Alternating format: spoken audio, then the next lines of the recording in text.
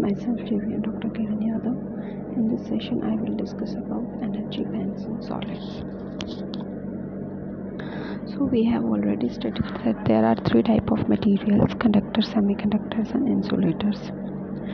So why is it that when individual atoms get close together to form a solid such as copper, silicon, or quartz, they form materials that have a high, variable, or low ability to conduct current? So the simple question is, why conductors, semiconductors, and insulators have different level of abilities to conduct current? Understand it in terms of allowed, empty, and occupied electronic energy levels and electronic energy bands. So in the next slide there is a figure which will show the calculated allowed energy levels for electrons versus the distance between atoms for material like silicon. 1 minute. Okay, so this is the diagram.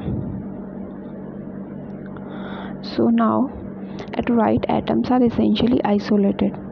At left, atomic separation are just a few tenths of a nanometer, characteristic of atoms in a silicon crystal. So in the right side here, the atoms are separated. Because this is spacing in the left side of the diagram, the spacing between atoms is very less, and in the right side of the diagram, the spacing between atoms is very large as compared to the left side.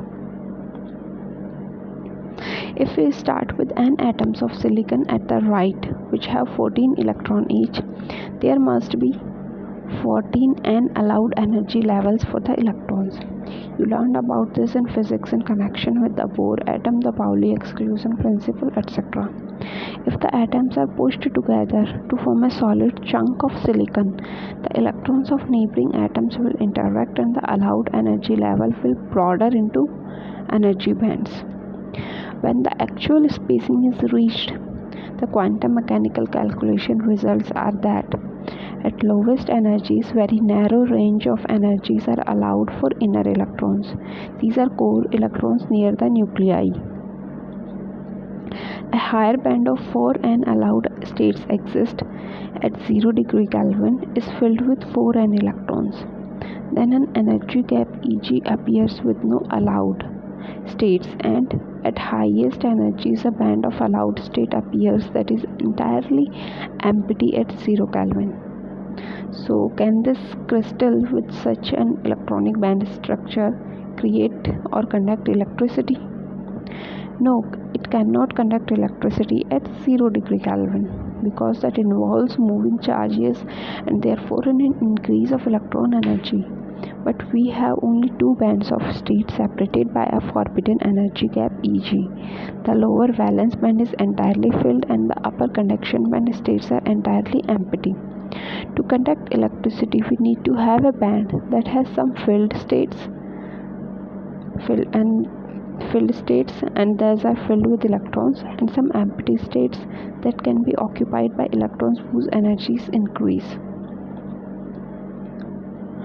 So in the next slide there is a figure showing the situation at 0 Kelvin for left and a metallic solid such as copper, and in right a semiconductor is shown such as silicon.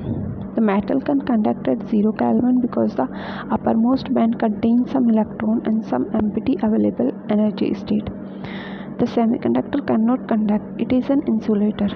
If we raise the temperature of the semiconductor, some electrons in the filled valence band may pick up enough energy to jump up into an unoccupied state in the conduction band.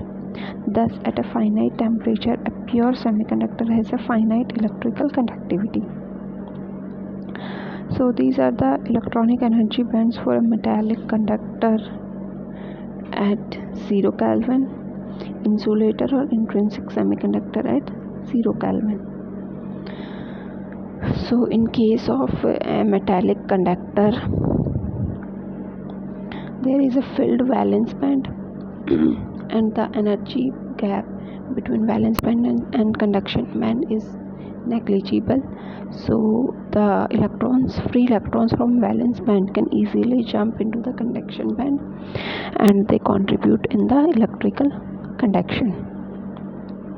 In case of insulator, the energy band gap is quite large, whereas in case of semiconductor, the energy band gap is of a moderate level. So if sufficient energy or a small amount of energy is given to the valence electron, then in case of semiconductor they can jump to the conduction band. How much conductivity can a pure or intrinsic semiconductor exhibit? This depends on how much thermal energy there is and the size of energy gap EZ. Mean thermal energy is kT, where K is Boltzmann constant and T is the absolute temperature. In electron volts, this is kT by QE or 26 millivolts for room temperature. For silicon, Eg equal to 1.12 electron volt at 300 degree Kelvin. This leads in pure intrinsic semiconductor to a carrier concentration 10⁻10 carriers per centimeter cube at 300 Kelvin. So this was the band theory of solids. Thank you.